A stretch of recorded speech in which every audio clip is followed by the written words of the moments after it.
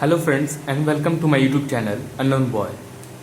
सो friends, आज हम class 10th का साइंस का फर्स्ट चैप्टर जो कि chemical reaction and equation chemistry का फर्स्ट चैप्टर है, इसका हम एक पार्ट 1 लाया है। इसमें हम कुछ इसके टॉपिक्स कवर करेंगे और उसके बाद पार्ट 2 आएगा जिसमें रेस्ट ऑफ टॉपिक जैसे टाइप्स ऑफ रिएक्शन, बाकी जो अभी बचेगा कोरोजन रेंसिडिटी, वो हम कवर करेंगे। सो गाइस, ये हमने स्टार्ट किया एक सीरीज क्लास 10th के लिए। अभी क्लास 10th का साइंस का फर्स्ट चैप्टर डाला गया, इसी तरह साइंस का और भी चैप्टर डाले जाएंगे। अगर और पॉसिबल हुआ तो हम मैथ के लिए और भी चैप्टर्स डालेंगे। सो गाइस, हम बिगिन करते हैं केमिस्ट्री साइंस क्लास 10th का first chapter chemical reactions and equations. So guys, हमें इसमें chemical reactions, chemical chemistry, chemical के बारे में पढ़ना है। पूरा केमिकल पे से बेस्ड है ये चैप्टर। केमिकल रिएक्शन कैसे होता है, केमिकल रिएक्शन क्या होता है, केमिकल रिएक्शन होता है तो उसमें क्या चेंजेज आते हैं। केमिकल रिएक्शन होता है तो जैसे मान लीजिए आप छोटे से बड़े होते तो आपके हाइट में चेंज आता है, आपके कलर में चेंज आता है, आपके सारे बॉडी ऑर्गन्स में चेंज आते हैं। तो इसी तरह हमारे इसमें साइंस में केमिकल रिएक्शन होने में क्या क्या चेंज आते हैं उसके बारे में पढ़ना है। केमिकल इक्वेशंस क्या होता है उसके बारे में पढ़ना है। बैलेंस केमिकल इक्वेशन क्या होता है, बैलेंसिंग कैसे किया जाता है। और फिर उसके बाद हमें पढ़ना है टाइप्स ऑफ केमिकल रिएक्शन, जो कि हम पार्ट 2 में लाएंगे। और रेंसिडिटी और कोरोजन वो भी पार्ट 2 में ही आएगा। सो केमिकल रिएक्शन, सबसे पहले हम इसमें जब हमने बोला चेंजेस के बारे में पढ़ना है कि चेंजेस होता क्या है, कैसे इसमें क्या क्या चेंज होते हैं, कितने टाइप के चेंज होते हैं। तो चेंज के बारे में हमने अभी आपको बताया कि कुछ भी जो भी प्रोसेस होता है उसमें एक चेंज आता है। मान लीजिए कोई आपकी उम्र बढ़ रही है तो आपके हाइट में चेंज आएगा, आपके बॉडी पार्ट्स में चेंज आएगा, सारे चीज में चेंज आते हैं। उसी तरह केमिकल रिएक्शन में भी कुछ चेंजेज आते हैं। जैसे यहाँ पे हमने लिखा है physical change and chemical change. So what is physical change? Physical change, इस चेंज में फिजिकल चेंज जब होता है तो वो उसको रिवर्स कर सकते हैं। जैसे मान लेते हैं कि कोई एक फिजिकल चेंज होता है, जैसे मान लेते हैं फ्रीजिंग ऑफ वाटर, पानी को आपने बर्फ बना दिया, फ्रीजर में रखकर उसको बर्फ बना दिया है, फिर उसको आप अगर रूम टेम्परेचर पर रखेंगे तो फिर से पानी बन जाएगा। यानी this can be reversed, physical changes can be reversed. अब हम आते हैं केमिकल चेंज। केमिकल चेंज क्या होता है भैया? तो केमिकल चेंज है which can not be reverse easily, इसको हम लोग रिवर्स नहीं कर सकते हैं। मतलब केमिकल प्रोसेस, केमिकल रिएक्शन जो होता है उसको हम लोग रिवर्स नहीं कर सकते हैं इजीली। हाँ, कुछ प्रोसेस ऐसे होते हैं जिसको हम रिवर्स कर सकते हैं, लेकिन कुछ ज़्यादातर प्रोसेस ऐसे होते हैं जिसे हम लोग रिवर्स नहीं कर सकते हैं। इसका एक एग्जाम्पल होता है रस्टिंग ऑफ आयरन, और फिजिकल चेंजेस का एग्जाम्पल है फ्रीजिंग ऑफ वाटर। ठीक है, अब हम आते हैं केमिकल रिएक्शन होता क्या है, इसके बारे में जानते हैं। केमिकल रिएक्शन जो कि मेन हमारा टॉपिक ही है, केमिकल रिएक्शंस एंड इक्वेशन, तो हम जानते हैं केमिकल रिएक्शन होता क्या है। सो यहाँ पे डेफिनेशन इसका मैंने लिखा हुआ है, chemical reaction is a change in which one or more substances reactant, substances को रिएक्टेंट कहा जाता है जो रिएक्ट करते हैं, रिएक्ट और combine to form new substance, combine to form new substance. अब यहाँ पे देखिए मैंने यहाँ पे एग्जाम्पल लिया हुआ है, मतलब एज ए इसको मतलब सिंबॉलिक फॉर्म में इसको डिनोट किया हुआ है। जैसे मान लेते हैं यहाँ पे कोई एक ए और बी कोई केमिकल सब्सटेंस है, केमिकल कोई भी सब्सटेंस है, तो ये जो दो सब्सटेंस रिएक्ट करते हैं इसको हम लोग रिएक्टेंट कहते हैं। इसको हम लोग क्या कहते हैं? रिएक्टेंट। जो ऐसे भी याद कर सकते हैं, जो एरो के लेफ्ट साइड में जो भी केमिकल सब्सटेंस होंगे उसको हम लोग क्या कहेंगे? रिएक्टेंट। और इन दोनों के कंबाइन होने से जो प्रोडक्ट बनेगा, यहाँ पे मैंने ए भी लिखा हुआ है, इन दोनों के कंबाइन होने से जो प्रोडक्ट बनेगा उसको हम लोग जो भी सब्सटेंस बनेगा उसको हम लोग कहते हैं प्रोडक्ट। तो यहाँ पे याद रखिए कि जो भी लेफ्ट हैंड साइड में या फिर जो भी सब्सटेंस में चेंज लाना होता है, यहाँ पे ए और बी रिएक्ट कर रहा है, यानी इन दोनों में चेंजेज आएगा, इन दोनों का ही चेंज होगा। ये दोनों ही रिएक्ट करके आपस में मिलके कुछ चेंज होकर कुछ प्रोडक्ट बनाएंगे। तो इन दोनों में ही ये दोनों ही चेंज होने वाला है, इसको हम लोग कहेंगे रिएक्टेंट। यानी ए और बी, जैसे मान लेते हैं हम इसमें एग्जाम्पल भी आपको दिखाएंगे नीचे आके, इसके बारे में समझाते हैं इसको डिटेल में। तो यहाँ पे कुछ भी ऐसे भी याद कर सकते हैं कि एरो के लेफ्ट हैंड साइड में जो भी प्रोडक्ट, जो भी सब्सटेंस होते हैं उसको हम लोग रिएक्टेंट करते हैं और राइट हैंड साइड को प्रोडक्ट करते हैं। सो जो भी सब्सटेंस जिसमें चेंज आने वाला होता है, जो चेंज होता है दूसरे के लिए प्रोडक्ट फॉर्म करने के लिए चेंज होता है, उसे हम लोग कहते हैं रिएक्टेंट। ठीक है, अब हम भाई देखेंगे कैसे कि इसमें मतलब केमिकल रिएक्शन हो गया है। अब हम लोग कैसे इसको तय करेंगे कि इसमें केमिकल रिएक्शन हो गया है। जैसे आप बड़े होते हैं, आपका एज ज्यादा होता है तो आपका हाइट में फर्क आता है, तो हम लोग बता सकते हैं आपका हाइट फर्क आया तो आप मतलब आपका एज चेंज हुआ है, ऐसा। तो इसमें identification of chemical reaction, identification कैसे आइडेंटिफाई करेंगे कि वो उसमें केमिकल रिएक्शन हो गया है। पहला चीज इसका स्टेट चेंज हो जाएगा। स्टेट का मतलब क्या होता है? 3 टाइप्स ऑफ स्टेट होता है, लिक्विड, सॉलिड एंड गैस। ये तो आपने जूनियर क्लासेस से पढ़ा ही होगा, लिक्विड, सॉलिड एंड गैस। तो ये जैसे मान लेते हैं अगर लिक्विड रिएक्ट कर रहा है, लिक्विड प्लस लिक्विड हो रहा है, तो ये कभी कभी गैस बन जाता है, कभी कभी सॉलिड बन जाता है। तो चेंज इन स्टेट, यानी उसके स्टेट में चेंज आ जाएगा, उसके स्टेट में चेंज आएगा। अब दूसरा चीज है चेंज इन कलर। जैसे मान लेते हैं अगर ये पिंक कलर है तो इस बार फॉर्म होकर वो ब्लू हो जाएगा, ग्रीन हो जाएगा, रेड होगा। ये आपको आगे चैप्टर्स में और आपको और भी पढ़ने को मिलेंगे। फिर आता है इवोल्यूशन ऑफ गैस। जैसे इसमें कुछ प्रोडक्ट होते जिसमें H2 ये ऐसे आप एरो के साथ डिनोट करते हैं, यानी वो इवॉल्व हो गया, उड़ गया, वो रिएक्शन होने के बाद प्रोडक्ट में वो बाहर निकल गया, उड़ गया। ऐसे ही H2 होता है, बहुत सारे गैस होते हैं जिसमें आप रिएक्शन में से एरो से डिनोट करेंगे, उसका मतलब उसका इवोल्यूशन ऑफ गैस, यानी वो गैस रिएक्शन से बाहर निकल गया, उसका कुछ उसमें प्रोडक्ट में उसका फॉर्म है नहीं, वो बाहर निकल गया। फिर आता है change in temperature. Change in temperature मतलब अगर इन दोनों को रिएक्ट करने पे अगर इसका कभी कभी ऐसा होता है कि इन दोनों का टेम्परेचर हाई हो जाता है, टेम्परेचर इंक्रीज कर जाता है। किसी बीकर में आप कोई रिएक्शन करा रहे हैं, उसको बाहर से उसको सरफेस को टच करेंगे तो आप महसूस करेंगे कि उसका सरफेस बहुत ज़्यादा हीट हो गया, गर्म हो गया।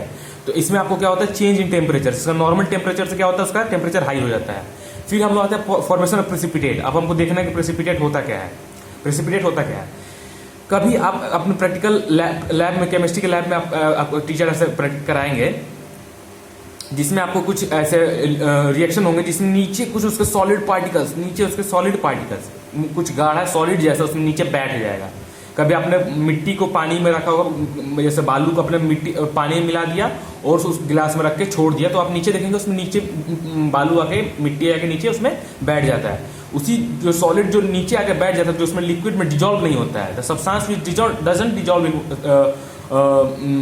लिक्विड, जो उस लिक्विड में डिजॉल्व नहीं होता है वो प्रेसिपिटेट हो जाता है, नीचे बैठ जाता है। उसी को हम लोग कहते हैं प्रेसिपिटेट। प्रेसिपिटेट उसी को कहा जाता है। तो फॉर्मेशन ऑफ प्रेसिपिटेट, बहुत सारे ऐसे रिएक्शंस होंगे जिसमें आपको देखेंगे जिसमें आपको प्रेसिपिटेट फॉर्म होंगे। ठीक है, तो ये सारे आपको है केमिकल रिएक्शन। इसके बारे में टाइप्स ऑफ केमिकल रिएक्शन आपको नेक्स्ट पार्ट में मिलेगा। इसी बहुत अच्छी चैप्टर है, आप इसको अच्छे से समझ सकते हैं, बहुत ईजी चैप्टर है। और इसमें आपको फिजिकली समझना है, आपको इन्वायरमेंट से आपके लाइफ में क्या क्या होता है उससे। जैसे अभी आपने फिजिकल चेंज बताया आपने, तो उसमें फ्रीजिंग ऑफ वाटर, ये आपको नॉर्मल आप करते ही हैं, बर्फ जमाते हैं फ्रीजर में रख के। रस्टिंग ऑफ आयरन, जंग लग जाता है आपके लोहे के सामान में। तो ये सारे फिजिकल केमिकल चेंजेस, ये सब आपके इन्वायरमेंटल चेंजेस के ही हैं।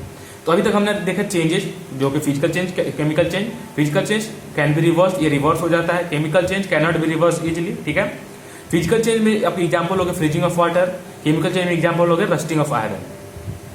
उसी तरह हमने देखा केमिकल रिएक्शन। ठीक है, उसी तरह हमने देखा केमिकल रिएक्शन। अब भैया केमिकल रिएक्शन होता क्या है? Chemical reaction is a change in which one or more substances और सब्सटेंस रिएक्ट, और इसको सब्सटेंस को रिएक्टेंट कहा जाता है। रिएक्टेंट रिएक्ट्स और combine to form new substance. मतलब वन और मोर सब्सटेंस, एक का भी चेंज होता है। जैसे मान लीजिए बहुत सारे आप ऐसा सोच रहे होंगे कि एक कैसे चेंज होगा भैया, एक कैसे कंबाइन होगा। तो बहुत सारा ऐसा केमिकल कंपाउंड होता है जिसको आप हीट करेंगे तो डिसोसिएट हो जाता है। इसका आगे पढ़ेंगे टाइप्स ऑफ रिएक्शंस में। जैसे मान लेते हैं अगर एक कोई केमिकल कंपाउंड है, वो दो कंपाउंड में डिसोसिएट हो जाता है, तो यहाँ पे तो आपको एक ही कंपाउंड रिएक्ट कर रहा है, तो ये भी केमिकल रिएक्शन है, ये भी केमिकल रिएक्शन है। तो इसमें आपको एक है, इसलिए हमें यहाँ पे लिखा है one or more substance. One or more substance reactant, इसी को रिएक्टेंट कहा जाता है। रिएक्ट और combine to form new substance, वो न्यू सब्सटेंस बनाता है, उसी को हम लोग कहते हैं केमिकल रिएक्शन। ये तो हो गया केमिकल रिएक्शन के बारे में। अब हम कैसे जानेंगे उसमें केमिकल रिएक्शन हुआ है? तो उसका स्टेट चेंज इन स्टेट हो जाएगा, स्टेट बदल जाएगा, कलर बदल जाएगा, गैस बाहर निकलने लगेगा, टेम्परेचर चेंज हो जाएगा। उसके बाद फॉर्मेशन ऑफ प्रेसिपिटेट, प्रेसिपिटेट अभी हमने आपको बताया प्रेसिपिटेट बन जाएगा। ठीक है, तो अब हम आते हैं आपको दूसरे टॉपिक पे, जो है केमिकल इक्वेशन। केमिकल रिएक्शन हमने पढ़ लिया, फिर आता है हम लोग केमिकल इक्वेशन। मैथ आप लोग बहुत सारे ऐसे पढ़े होंगे, x + y = 2। ये भी लीनियर इक्वेशन, ये भी इक्वेशन ही है, ये भी इक्वेशन है, लेकिन ये मैथमेटिकल इक्वेशन है। इसमें हम लोग पढ़ते हैं केमिकल इक्वेशन, इसको वर्ड इक्वेशन भी कहा जाता है। तो ये केमिकल इक्वेशन होता है, ये मैथमेटिकल इक्वेशन, इसी से रिलेटेड है वो। तो chemical equation is a symbolic representation of chemical reaction. अब जैसे केमिकल रिएक्शन इसमें हो गया, तो इसको सिंबॉलिक रिप्रेजेंटेशन, हमने एक एग्जांपल लिया है मीथेन। अभी आपको आगे पढ़ेंगे ऑर्गेनिक केमिस्ट्री में, उसमें आपको मिलेगा मीथेन एक ऑर्गेनिक कंपाउंड होता है, methane plus oxygen. Methane plus oxygen जब इसको हीट करेंगे, हीट का सिंबल होता है ऐसे डेल्टा इसको पढ़ा जाता है, लेकिन आप ट्रायंगल इसको आप समझिए, डेल्टा इसको कहा जाता है। हीट हो जाता है मीथेन और ऑक्सीजन को जब हीट करेंगे तो कार्बन डाइऑक्साइड बनेगा और वाटर बनेगा। ठीक है, तो ये तो नॉर्मल वर्ड रिप्रेजेंटेशन हो गया। मीथेन आप मतलब इसको वर्ड में लिख दें, मीथेन प्लस ऑक्सीजन, इसके बाद कार्बन डाइऑक्साइड, वाटर, ये इसका नॉर्मल रिप्रेजेंटेशन हो गया, वर्ड रिप्रेजेंटेशन हो गया। इसी को आप जब केमिकली रिप्रेजेंट करेंगे, CH4 मीथेन का फॉर्मूला होता है CH4 प्लस O2 ऑक्सीजन। ठीक है, ये फॉर्म करता है CO2 और H2O। ठीक है, तो ये आपका केमिकल इक्वेशन हो गया। क्या आप हमें बता सकते हैं कि अभी बैलेंस्ड है या नहीं? जी हाँ, ये अभी बैलेंस नहीं है। इसको हम आपको इसी एग्जाम्पल को नीचे समझाएंगे यहाँ पे बैलेंसिंग केमिकल इक्वेशंस में। इसी एग्जाम्पल को लेकर हम यहाँ पे नीचे समझाएंगे और फिर आपको एक ऐसा डिटेल वीडियो भी बनाएंगे जिसमें केवल बैलेंसिंग ऑफ केमिकल इक्वेशंस के बारे में बताया जाएगा। इसमें क्वेश्चंस भी आते हैं आपके एग्जाम में और बहुत इंपॉर्टेंट टॉपिक है बैलेंसिंग केमिकल इक्वेशन। इस पर मैं डिटेल टॉपिक बनाऊंगा, लेकिन अभी ये एक थ्योरी टाइप का चैप्टर थ्योरी समझा रहा था मैं इस चैप्टर का, इसलिए मैं इसको यहाँ पे लिख दिया हूँ। बाकी इसका डिटेल एक वीडियो आएगा। सो यहाँ पे हमने लिया CH4 प्लस, इसी को हमने यहाँ पे लिख दिया केमिकली। CH4 उसका केमिकल फॉर्मूला है CH4 प्लस, यहाँ पे देखिए प्रोडक्ट जब भी आप लिखेंगे ना, इसको आप ऐसे पढ़ सकते हैं, methane reacts with oxygen, methane reacts with oxygen to form carbon dioxide and water. ये आप ऐसे इसको प्रोनाउंस कर सकते हैं, मतलब वैसे आप बोल सकते हैं normally, methane reacts with oxygen, methane reacts with oxygen to form carbon dioxide and water. तो इसी को आप कैसे लिखेंगे केमिकल इक्वेशन इसका कैसे बनाएंगे? तो मीथेन इसका केमिकल फॉर्मूला होता है CH4। ये आप ऑर्गेनिक केमिस्ट्री पढ़ेंगे, ये एक ऑर्गेनिक कंपाउंड होता है, इसको अल्केन कहा जाता है। ये आप आगे पढ़ेंगे। मीथेन CH4 रिएक्ट्स विद, या फिर मीथेन प्लस इसका केमिकल इक्वेशन बनाना है आपको, तो CH4 methane plus O2 oxygen, यहाँ पे एरो का सिंबल लेंगे आप, फिर CO2 carbon dioxide plus H2O water. तो ये आप केमिकल इक्वेशन एक बन गया, ठीक है। अब हम देखेंगे राइटिंग केमिकल इक्वेशन, कैसे केमिकल इक्वेशन लिखा है। तभी हम आपको बताया कि दो केमिकल और दो आपके पास रिएक्टेंट है, तो उन दोनों के बीच में आपको एक प्लस सिंबल देना पड़ेगा। जब रिएक्टेंट के बाद जब प्रोडक्ट आप बनाएंगे तो उसमें आपको एक एरो सिंबल देना पड़ेगा। उसके बाद आपको दोनों प्रोडक्ट लिखने होंगे और दोनों के बीच में प्लस का साइन आपको देना पड़ेगा, ठीक है। तो ये हो गया आपको केमिकल इक्वेशन कैसे लिखते हैं। अब हम आते हैं बैलेंसिंग केमिकल इक्वेशन, सबसे इंपॉर्टेंट टॉपिक है अभी का बैलेंसिंग केमिकल इक्वेशन। बैलेंसिंग मतलब कि आपको दोनों तरफ, मैं आपको समझा देता हूँ बैलेंसिंग केमिकल इक्वेशन क्या होता है। जैसे रिएक्टेंट की तरफ और प्रोडक्ट की तरफ, ठीक है। रिएक्टेंट की तरफ, इसको मैं थोड़ा सा इधर लेफ्ट साइड में कर लेता हूँ। आपको रिएक्टेंट और प्रोडक्ट की तरफ सारे यहाँ पे देखिए एटम होते हैं, ये जो H2 H hydrogen, O oxygen, यहाँ पे ये सब आपको एटम हो गए। तो ये आपको दोनों तरफ, इधर रिएक्टेंट साइड में और प्रोडक्ट साइड में इक्वल होने चाहिए। जैसे मान लीजिए हमने यहाँ लिखा था CH4 plus O2, CH4 plus O2 it form CO2 plus H2O। ये आपका केमिकल इक्वेशन है। इधर देखिए, इधर हमको देखना है, इधर H हाइड्रोजन कितना है इधर 4, ठीक है। इधर कितना है हाइड्रोजन 2, ठीक है। पहले आपको सारे नोट कर लेना, सारे एटम्स का कितने, उसका वहां पे कितने एटम्स हैं उसका सब आपको नोट करना पड़ेगा। ये आप ऐसे धीरे धीरे प्रैक्टिस करेंगे तो आपके माइंड में ये सब आने लगेगा। लेकिन मैं अभी आपको एक बेसिक ट्रिक बता रहा हूँ कैसे उसको करना है। इधर हाइड्रोजन कितने हैं 4, इधर हाइड्रोजन कितने हैं 2, ठीक है। इधर ऑक्सीजन कितने हैं 2, इधर ऑक्सीजन कितना है 2 प्लस 1 3 हो गए, ठीक है। अब देखिए, अभी इधर यहाँ पे कार्बन कितने हैं 1, इधर कार्बन कितने हैं 1, तो यहाँ पे कार्बन के एटम्स तो सेम है, कार्बन के एटम्स सेम है, यानी ये दोनों कार्बन यहाँ पे इधर बैलेंस है, दोनों तरफ बैलेंस है। लेकिन यहाँ पे आप देखेंगे दोनों तरफ बैलेंस मतलब दोनों तरफ उसका इक्वल वेटेज है, इक्वल। कार्बन इधर भी 1 है, इधर भी 1 है, तो दोनों इक्वल है। हम देखेंगे यहाँ पे हाइड्रोजन कितने इधर 4, इधर कितने हैं 2, तो यहाँ पे तो हाइड्रोजन के यहाँ पे दो हाइड्रोजन की कमी है, यहाँ पे 2 हाइड्रोजन की कमी है। तो ये ऐसा है, यहाँ पे इसको हीट एंड ट्रायल मेथड कहा जाता है। अब इसमें बहुत सारे मेथड होता है, ये जो मेथड आपको बता रहा हूँ ये हीट एंड ट्रायल मेथड, इसको कहते हैं हीट एंड ट्रायल मेथड, ठीक है। तो इसमें यहाँ पे देखिए, यहाँ पे हाइड्रोजन कितने थे 4, यहाँ पे कितने हैं 2, तो यहाँ पे हमने 2 लगा दिया। अब यहाँ पे 2 लगा दिया, ये जरूरी नहीं है कि यहाँ पे 2 सही ही है, इसको आप मिटा भी सकते हैं, गलत भी हो सकता है ये। तो फिलहाल मैंने इसको यहाँ पे 2 लगाया, फिर चेक करेंगे, फिर हम हाइड्रोजन चेक करेंगे, बाकी सारे मॉलिक्यूल चेक करेंगे। तो यहाँ देखते हैं, यहाँ पे हाइड्रोजन कितने होगा 4, इधर कितने हैं 4, ये तो हाइड्रोजन में इक्वल हो गया, इधर हाइड्रोजन भी इक्वल हो गया, ठीक है। अब देखो यहाँ पे देखिए, यहाँ पे तो हाइड्रोजन बैलेंस हो गए, अब यहाँ पे देखिए, यहाँ पे ऑक्सीजन कितने हैं 1 और इधर कितने हैं 2, तो यहाँ नहीं सॉरी, यहाँ पे ऑक्सीजन कितने हो गए 2 प्लस 2 कितने हो गए 4, यहाँ पे ऑक्सीजन कितने हो गए 2 प्लस 2 कितने हो गए 4, यहाँ पे ऑक्सीजन कितने हैं 2, तो इधर ऑक्सीजन की कितनी कमी है 2 ऑक्सीजन कमी है, तो यहाँ मैंने 2 लगा दिया।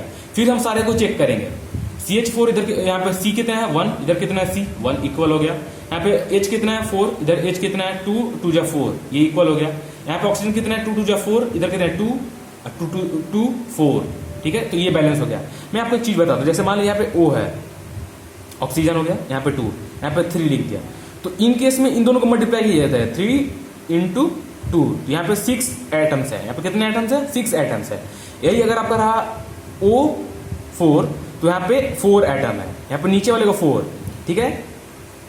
तो याद रखिएगा इस चीज को, अगर नीचे यहाँ पे 2 है और इधर उसको 3 कोफिशिएंट्स आप करेंगे, 3 कोफिशिएंट्स लगाएंगे तो इन दोनों को मल्टीप्लाई किया जाता है। तो यहाँ पे कितना होगा 2 इन 1, यहाँ पे 1 है, 2 1 जा 2 और प्लस 2 4 हो गए। अब इधर 4 हो गए, इधर कितना है 2, यहाँ पे 2 की कमी हो गई तो फिर यहाँ पे हमने 2 लगा दिया।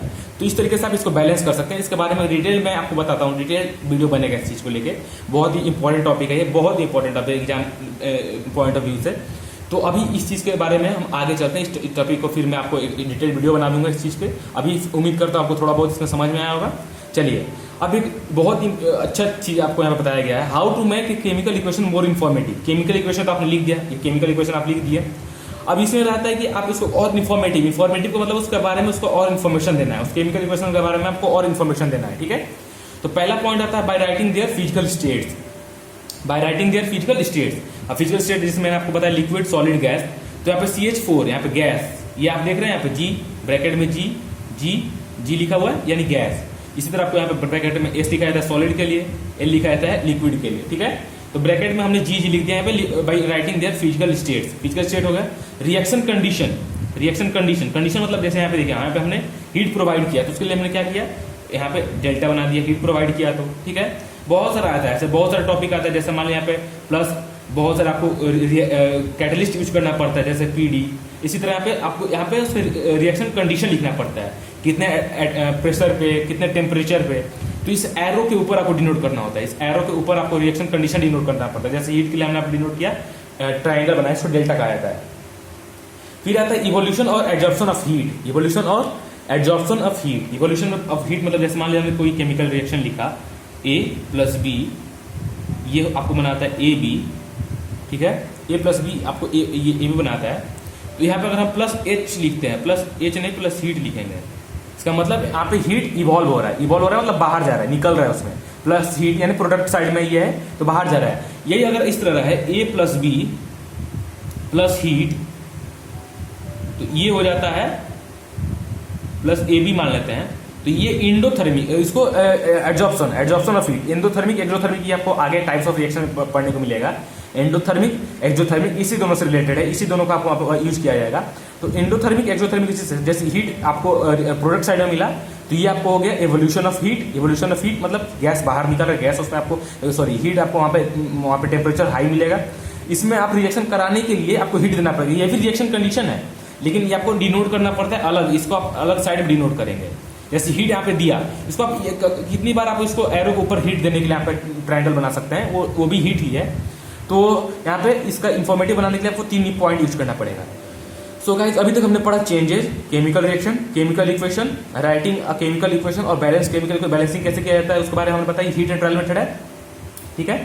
फिर आता है आपको केमिकल इक्वेशन कैसे इंफॉर्मेटिव बना सकते हैं आप, ठीक है।